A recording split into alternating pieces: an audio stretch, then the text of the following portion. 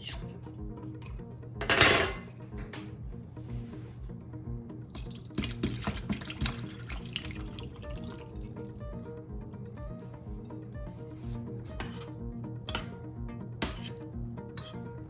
my goodness, this looks so delicious. Let's heat it up.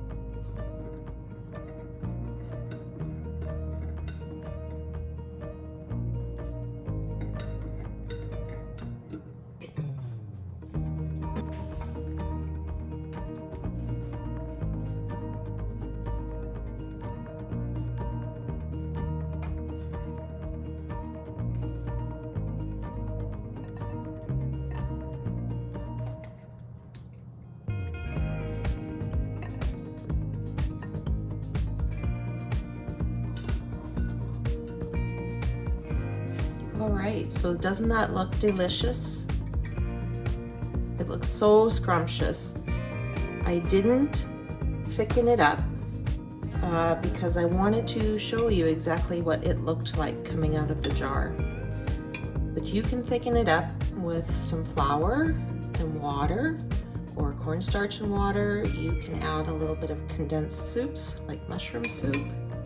You can even add, if you want more of a beefy tomatoey stew, you can add a little bit of tomato soup to it. There's so many different ways to thicken it up, but I just wanted to show you what it actually looked like coming out of the jar. And to be completely honest with you, I eat it this way because it is very delicious. So you can see that the chunks of potato, they are a little bit bigger, but they are easy to break apart with your spoon, so not a problem there. Carrots are tender and the meat just falls apart. See? It just comes right apart. It's very delicious. And tonight I paired it with a hot cup of country passion tea, herbal tea, and a slice of Texas garlic toast, and it is perfect for the cold fall evening we are experiencing tonight. So I don't know about you, but I'm getting hungry, so I'm going to eat. Well, good evening everyone. This is Nana the Canner here, and I want to welcome you back to the edge of the boreal forest. It is a brisk fall evening. It is October 31st, the last day in October. It is -3 outside, and it has been a very busy day, and I haven't had the opportunity to make any kind of supper, so I figured this would be the perfect time to crack open a jar of my canned home beef stew. This recipe comes from the Bernard & Complete Book of Home Preserving on page 407, and I believe it is the exact same book as Ball's, except with just a different name. This recipe also is on the Bernard & website, and I will leave a link in the description box down below. And I must say that this is the very first time I have had a canning recipe go pleasantly sideways. Now, if you're confused, stay tuned and you will find out. But it turned out to be much more of a project than I expected. And you know, I couldn't figure it out. And I took a look back at the videos and what I had done, and no, I had done it the way I should have. I'd done it exactly right. Well, that evening I had went on YouTube and I happened to see a video that my most favorite YouTube channel had put out. It's the RoseRedHomestead. Beautiful couple, Rose and Jim over there. And Rose had made the exact same beef stew recipe, and she ran into the exact same pleasant problem that I did. So without further ado, I want to show you what ended up happening with this most amazing and tasty beef stew recipe, and I want you to enjoy. So one batch of the beef vegetable stew, which is 7 quarts. We will need 8 cups of peeled and sliced carrots. But we're going to do a quadruple batch. So 8 times 4 is 32. So we're going to need 32 cups of sliced carrots. I prefer a chunkier stew. So I make this might be a little bit too big. I'll do this one more time. I make mine a little bit more chunkier. All right, so we have our carrots all peeled and chopped up. So each recipe, one batch or one recipe takes 8 cups of carrots. We're quadrupling the recipe, so we have 4 containers with 8 cups of carrots in each one for a total of 32 cups of carrots. Now I needed 15 pounds of carrots to do that, so I went through 3 5-pound bags. So basically we would have to divide 15 pounds by 4 to figure out how many pounds of carrots you would need for one batch. So I will figure that out and I will put it just up above here for you so that you will know how much you need to buy for one batch of 7 quarts of this beef stew. All right, so we've pieced apart the celery. I have 4 celery hearts here. We pieced them apart, we washed them up, and now we're just chopping them up. For each recipe, we need 3 cups of chopped celery. So because we're quadrupling this, we're going to need 12 cups of chopped celery. So we'll see what those 4 celery hearts give us. So that actually couldn't have worked out any better. So I had 4 celery hearts that we sliced up, and that gave us the 12 cups that we need for a quadruple recipe. Each recipe has 3 cups in it, so 3 times 4 is 12, and that's 4 celery hearts right there. All right, onto the onions here. We have a bag of yellow onions, a 5-pound bag here. And we're going to need, for each recipe, we're going to need 3 cups of chopped onion. So we will need to quadruple that because we're making a quadruple batch. So 3 times 4 is 12. So we'll need 12 cups of chopped onion out of here. Okay, so we're saving all of our onion peelings for veggie stock later on. And when I cut up my onion, I like to leave them a little chunkier. You can cut them as fine as you like, but I like a little bit chunkier onion in my stew. So we will see, we're working through these 5 pounds of onions. We will see what we get out of them. So we have 12 cups of the chopped up onion, which is quadruple the recipe. And I did overshoot chopping up the onion a little bit, and then we only had 5 onions out of the 5 pounds of onions that we were chopping. So I'm gonna say that probably 4 pounds of onions would suffice for a quadruple batch. So about 1 pound of onions per 3 cups. So for one batch, you would have to buy 1 pound of onions or take 1 pound of onions out of your garden. So one item that isn't in the beef stew with vegetables recipe that's in the Ball or Bernardin Home Book of Preserving is mushrooms. I really love mushrooms in my stew. I would never make a stew without it because I'm a major mushroom fan. You don't have to add mushrooms if you don't want to, but I do. And for this large batch recipe, I have 1 pound of fresh mushrooms here. So we're gonna get those sliced up. So we have our mushrooms all chopped up and ready to go. Well, all right, you guys, we're trucking along here. We took a 20-pound bag of red potatoes and we peeled them all up. And now we need to chop up the potatoes. For one batch or one pressure canner full, which is 7 quarts, we need 12 cups of potatoes.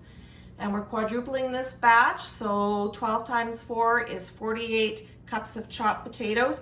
So we'll see how far 20 pounds will get us towards that goal.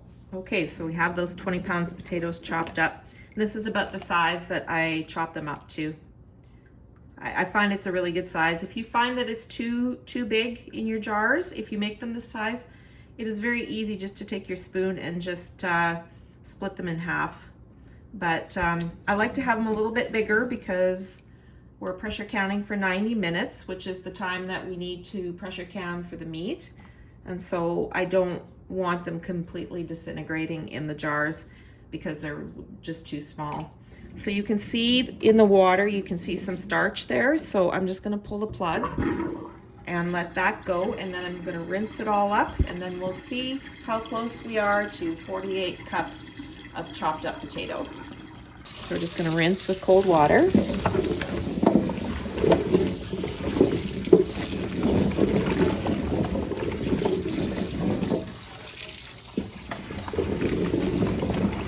Basically until it almost runs clear. It might not totally be clear, but for the most part it will be.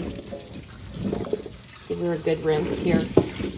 So we are going to need more than 20 pounds here. We have 12 cups here, 12 cups here, only 8 cups here, and then about 2 more cups here. So we still need 14 cups of potatoes that are peeled and chopped yet. Well, it's been a very long time since I actually bought potatoes. The reason why I haven't bought potatoes is because we usually have our garden potatoes every year, but this year was a little bit different. We kind of had what I dub as the garden disaster. And if you want to hear that story, I will leave a link down in the description box down below. But I have not bought potatoes in years. And when you bought them before, the bigger bags, you could get 5, 10, and 20 pound bags. The bigger bags were usually about 20 pounds. So when I started peeling these potatoes and chopping them up, I was thinking I was working on a 20 pound bag. But somewhere along the way, they started packaging them in 15 pound bags and charging the same price. So that is what I call shrinkflation. You are getting less for what you pay for. You used to be able to get 20 pounds for that price, and now you get 15 pounds for that price. So for all 4 of the batches of potatoes, the peeled and cut up potatoes, each one having 12 cups times 4, which is 48 cups in total. I did use the 15 pound bag and probably about 5 pounds, give or take about a half a pound on either side out of the second bag. So there, I did use 20 pounds in order to get the amount that I needed, the 48 cups of the potatoes that we needed.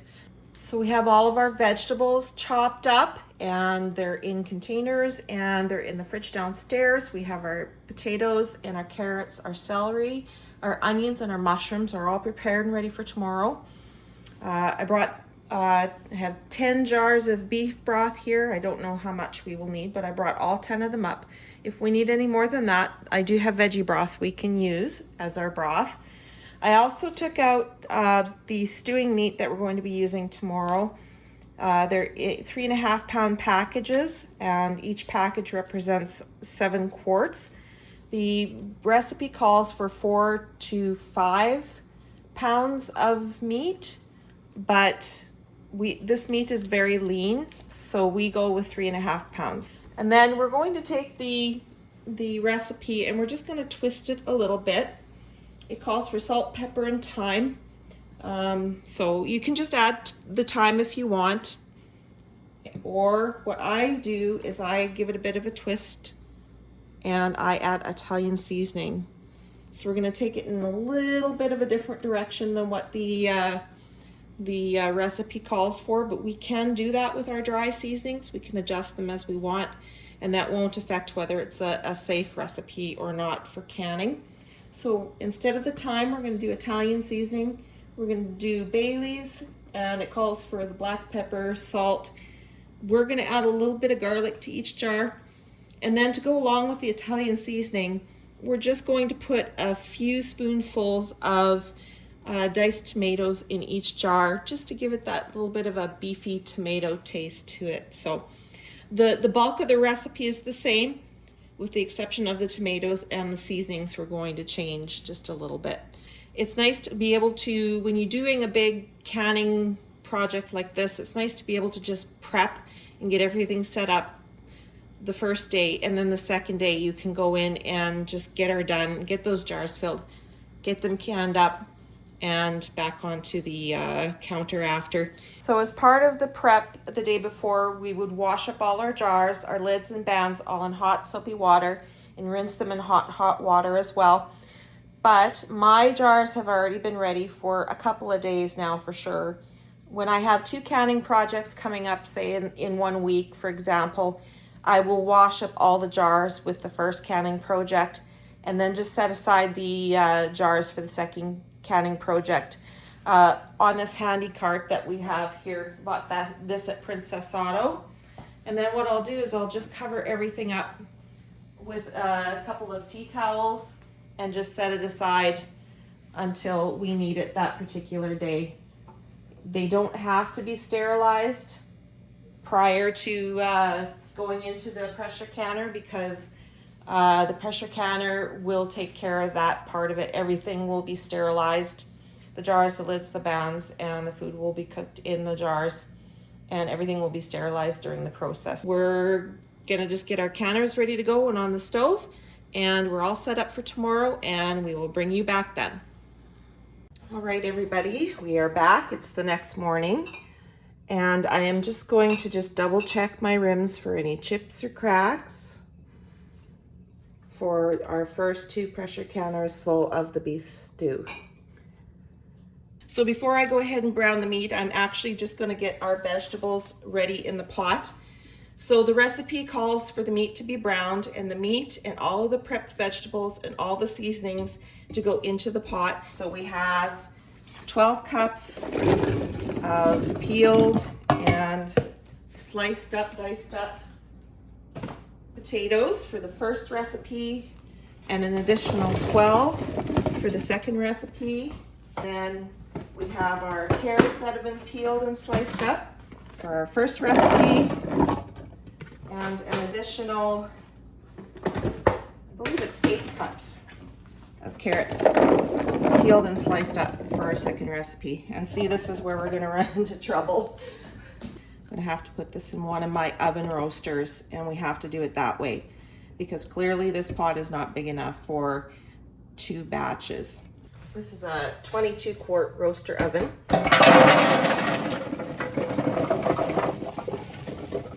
Well, it looks like everything's going to fit in there, so that's good. So I'm just adding half of the mushrooms here. So we have all of our vegetables in here. Now we're going to top it off with some broth. This is our first jar of beef broth, homemade.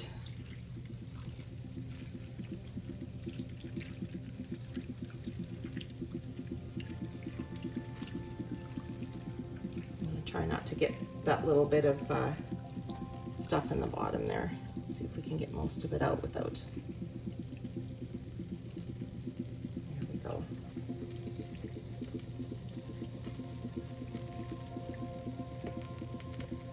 That's number 2. Number 3. We need enough to cover. Number 4. So we'll put in number 5 next here.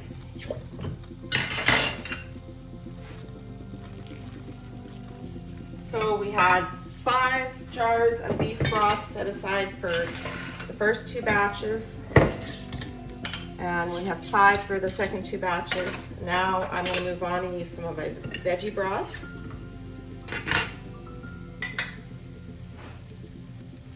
So there's some veggie broth. So that's 6 quarts of broth so far.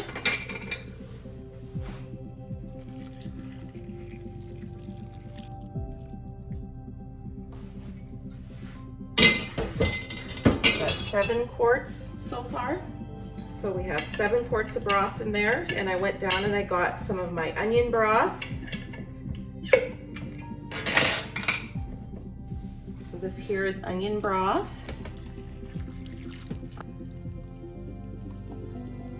There we go. And I'm gonna put 1 more in.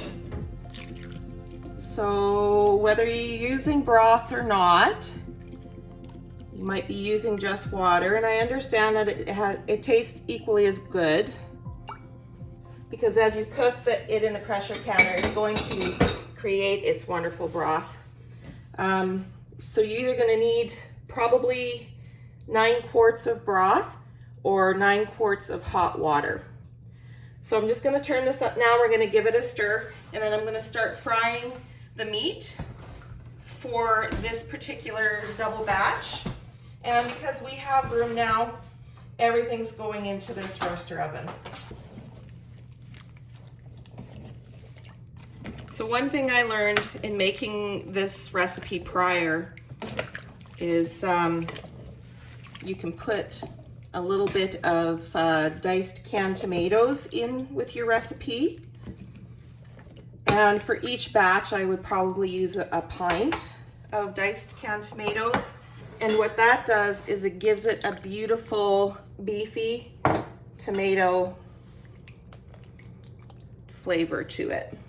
I think I'm going to do 3 pints of the diced home canned tomatoes.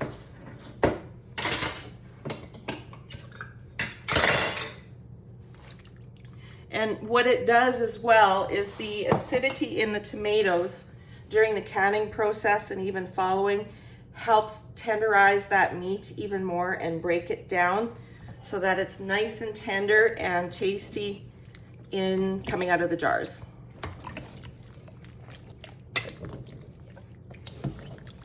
The reason why our meat is leaner is because we actually use wild meat. Our beef is special out here. It comes with antlers. Let it heat up just a little bit more here.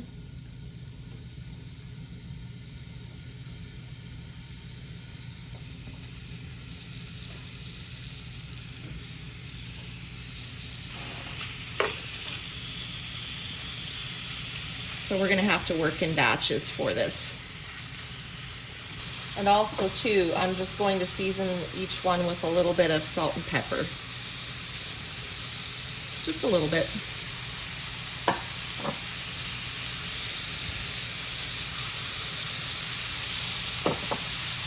So we want the heat nice and high because we're just going to sear it. So it's right up on high. It doesn't have to be cooked through, just enough to brown it. Oops, see? That piece went AWOL. There we go. All right, let's give it a bit of a browning here. Move the meat along the edges, get that nice brown off the edges.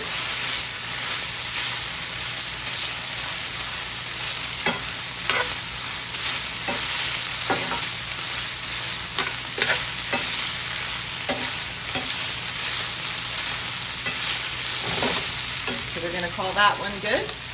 And we're going to reload the frying pan again. Second half of that 3.5 pounds. I probably could have 2 frying pans going just to get them done quicker. And you could do that. You could cook it in the oven too. Put it on super high in the oven.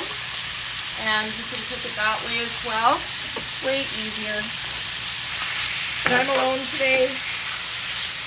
And I have the time to do it, so we're going to have a little bit better browning on these ones. Season with just a little bit of salt and pepper.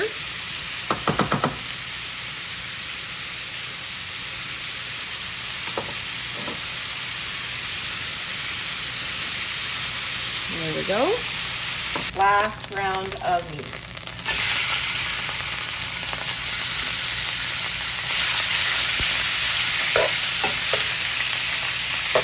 I think this is going to be better than it is just putting the meat in raw, because we're going to have that extra browning on the meat to give it added flavor in the jar. So I'm actually really excited about how this is going to turn out.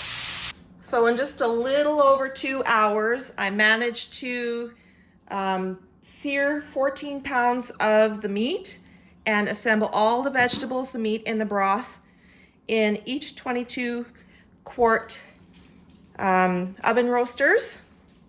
So here's the thing. These are only supposed to be double batches in each one, 14 quarts, and there's 22 quarts in there.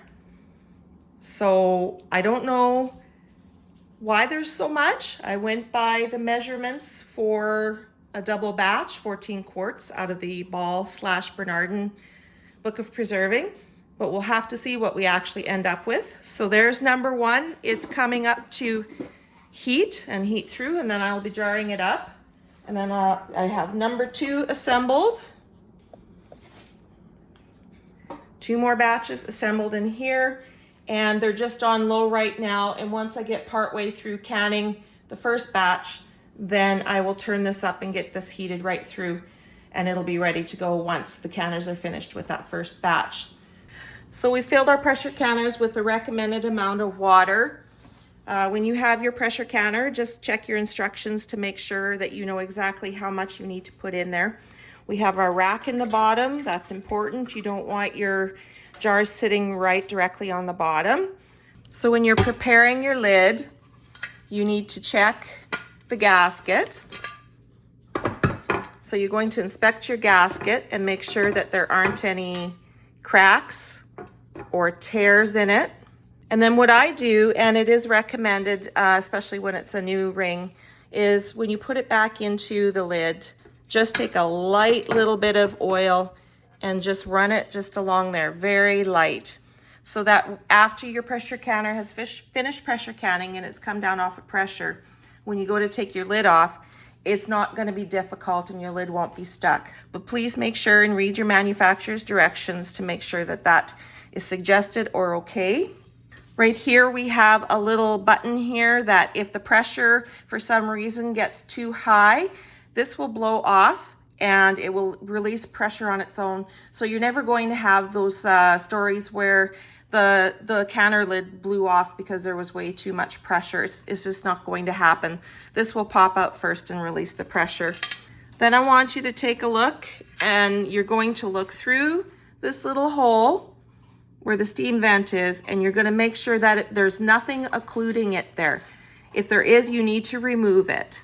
So you just bring it up to your eye and just take a look through there and make sure that it is free of any debris.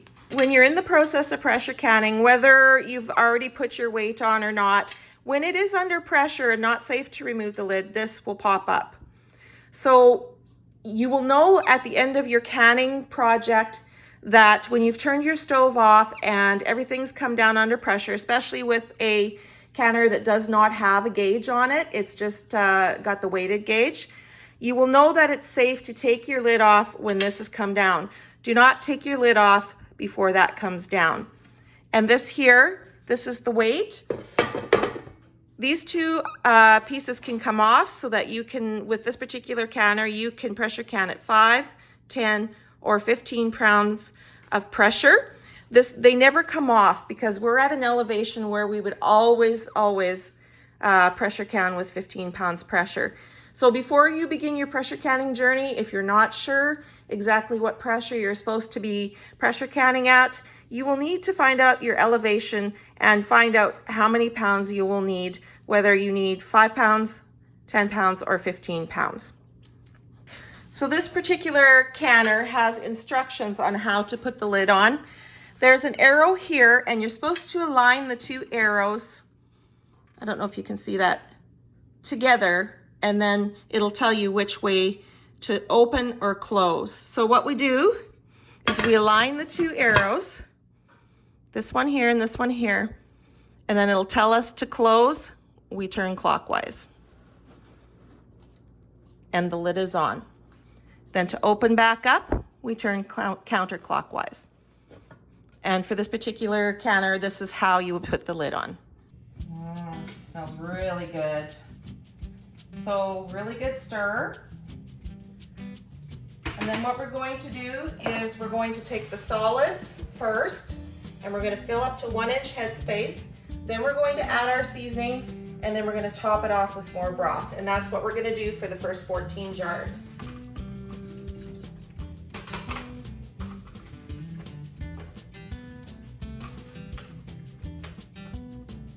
Okay, so we're going to set that over here onto the next jar.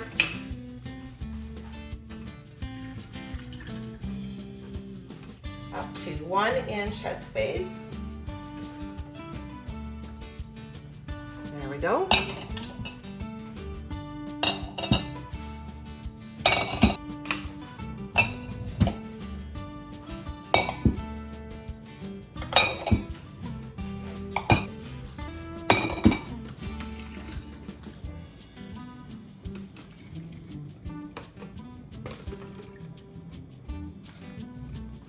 Go on to the next one.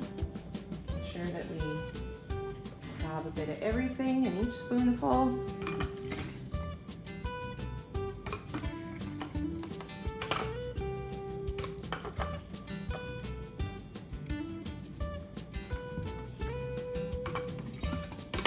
Continue on.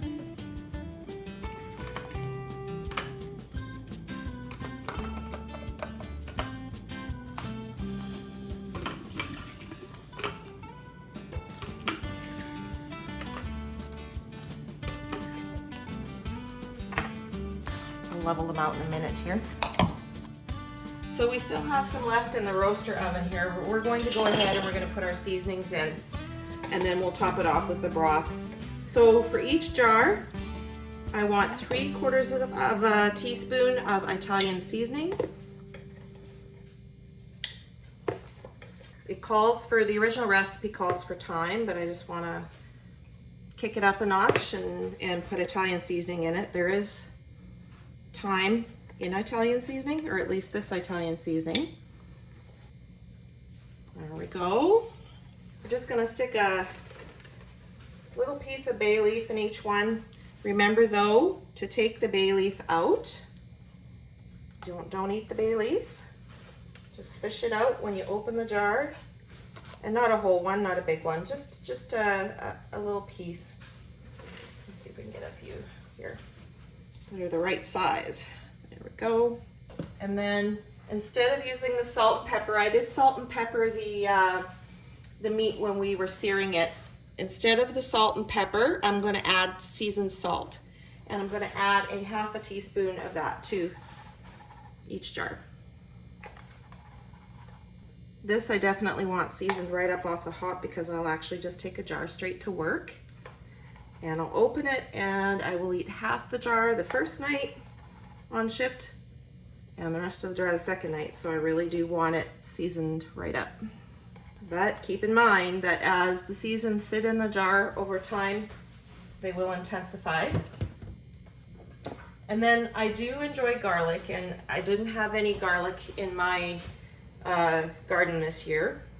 So I am just gonna put like just a scant 1/4 teaspoon in each one.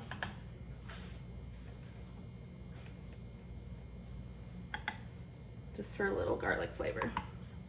And one of the reasons why I didn't add it to this point is because I wasn't exactly sure how many jars I was going to get out of these this recipe.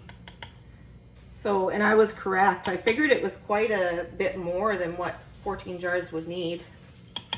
And that's what I got, was more than 14 jars. We'll have to see how many more jars we're going to get. But so then that kind of, you don't have the same seasonings in each jar as you would if you just added it right in with everything else. And then what if you don't use all the broth, right? Which I sense I probably added too much broth. But we're learning. Okay, so we're gonna top these off now with more broth. We're only going to 1 inch headspace. And that's perfect.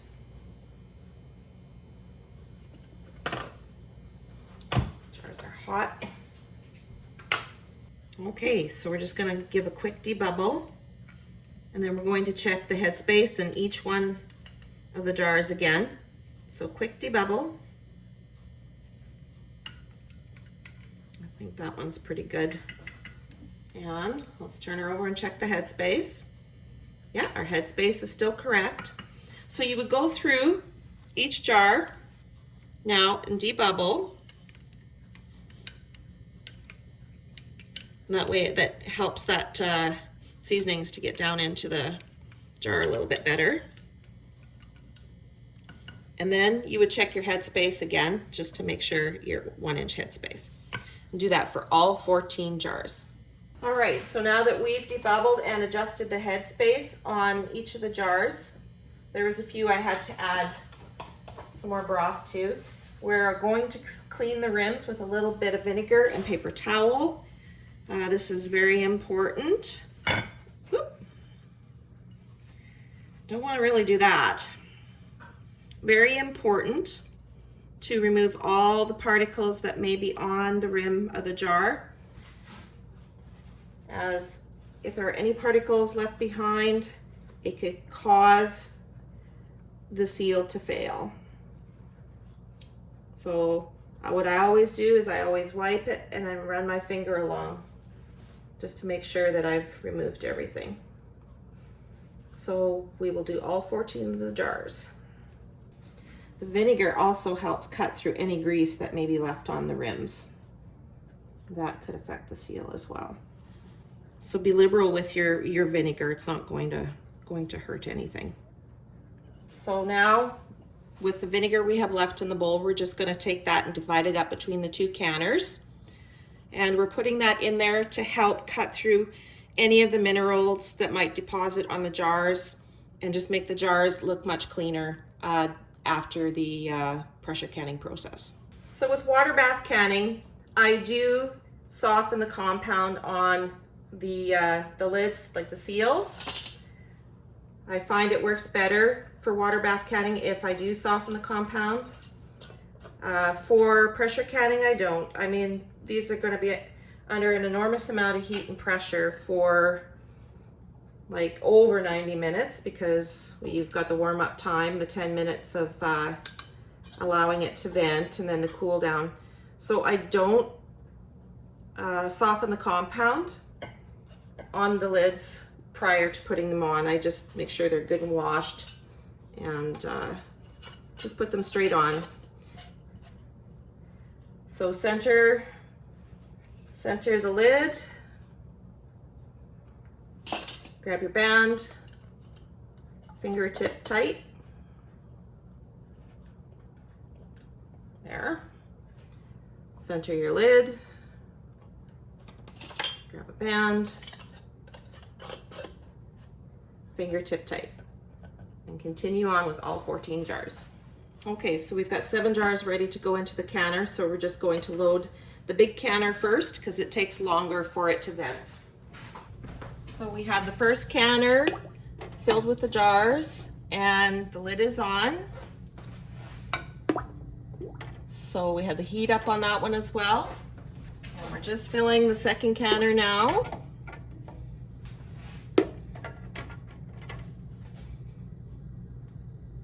Look at that.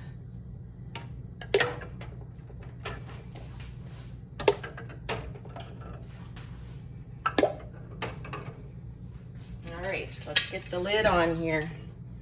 Okay.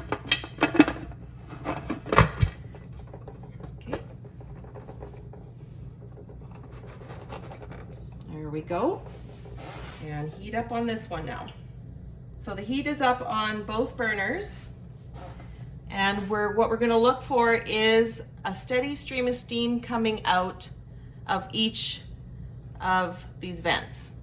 All right, so they both have a steady stream of steam. This one a little bit more than the smaller pressure canner, but we're going to time 10 minutes now. Okay, so each canner has held a steady stream of steam for 10 minutes. All the air has been evacuated out of each canner and it is replaced with steam, so we can go ahead now and we can actually put our weights on. And these are 15-pound weights. And then we will wait for them to start rocking and then we'll bring you back. All right, so our first weight is beginning to rock. So we've set our timer for 90 minutes and we're gonna just slowly ease back so that it's a gentle rock. And I know my sweet spot on my stove, so I know where to stop, but we're just gonna slowly ease back so it's a nice gentle rock. Keep in mind that if this does stop rocking, I have to restart timing. So 90 minutes and gently down to a gentle rock. So So the second one has begun to rock, and we've set a timer for 90 minutes for that one. And so we're just going to ease off a little bit every once in a while to get it to that gentle rock. And both of these canners are going to pressure cook for 90 minutes, and then we will bring you back. So we have our first two pressure canners on the go and cooking. So we're just going to get prepped as much as we can for the second batch. And so what I did was I put all the seasonings in the jar before I filled them.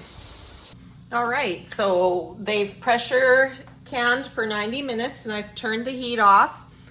And they basically both finished off about 2 or 3 minutes apart. Now we're just waiting for the little buttons to go down.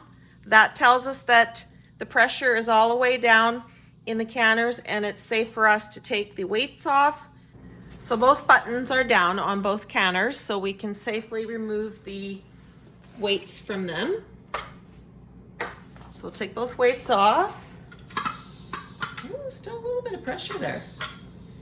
That's okay. The button was down, so we were good. And then we're just going to crack open both pressure canners. Just lift the lid away from you, and then just leave it sit there. We'll do the other one as well. We don't want to have any siphoning, so we want to cool these down a little slower than sooner here. Here we go.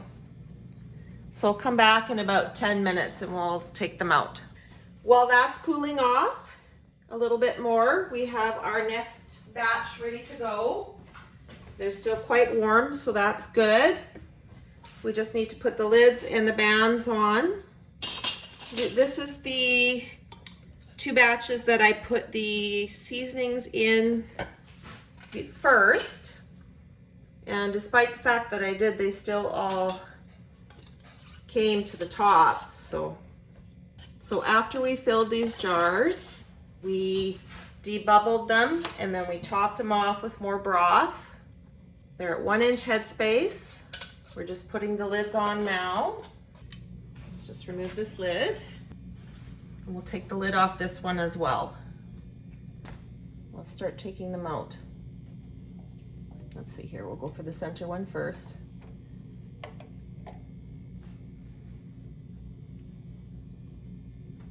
It's hard to see. We'll get them in some better light here.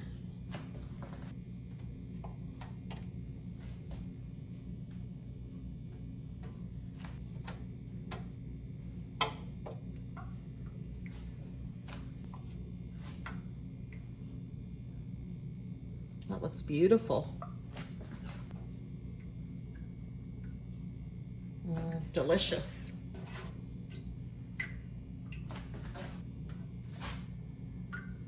There we go. So I do change out the water in the pressure canners between sessions, because I want to make sure that the jars stay as clean as possible. So I do clean them out, give them a bit of a wash, including the rack as well. Put some fresh water in there, bring it up to the recommended amount of water that's needed. There's a little line in there. And basically I'm just going to feel the jars that are here ready to go in and try and make the water as close as possible to the same temperature so that there's no thermal shock and you don't end up with broken jars. Okay, so we're just going to load the canner again. 14 jars, 7 jars in each pressure canner. And then we will be completing the same canning process all over again for these jars. Okay, so in a perfect world, this should have made or make 28 quarts, 4 quadruple batches. But honest to goodness, look how much we have left over. I don't know what's going on with this. I followed the correct amounts in the recipe. Maybe I was too liberal in my measuring of my vegetables. I don't know. but I'm thinking we probably have enough for 2 more batches or maybe 14 quarts out of this. Things don't always work out as planned, but this is going to be a pleasant surprise. I'm already canning anyways, so we may as well can this up as well. Call it a really good day. All right.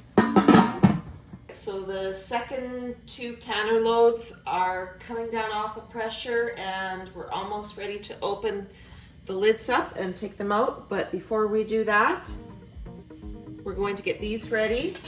So we did end up with 13 more quarts of the stew, and then we had 1 jar left, and I usually don't leave a canner go unless it's completely full, and it's always handy to have pressure canned sterile water on hand for certain things. So I filled this full of filtered water, and we're going to put it in with the canner as well. So we have 14 quarts to go in, 13 of stew and 1 of water.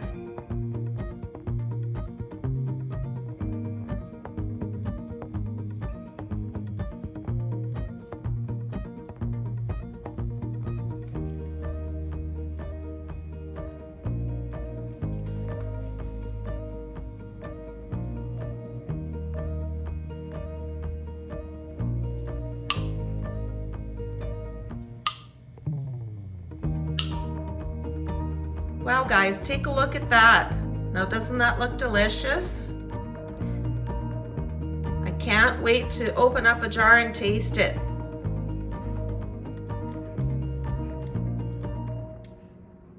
Let's see here. Oh, that looks great. Welcome back. It is the next day. This morning I took the bands off of all the jars to check the seals, and we did have 8 jars that did not seal, and I believe that is because I found some of that Italian seasoning just sitting on the rim there, and I believe that that's what prevented them from sealing. Now how can I fix that next time? I think what I'm going to do, instead of putting the Italian seasoning straight in the jar, I'm actually going to put it right into the roaster oven so that it has the opportunity to rehydrate and soak up some liquids, and maybe it won't bubble up to the top so much. We did have a little bit of siphoning happening there, but that's fine. For the most part, the stew is pretty much covered.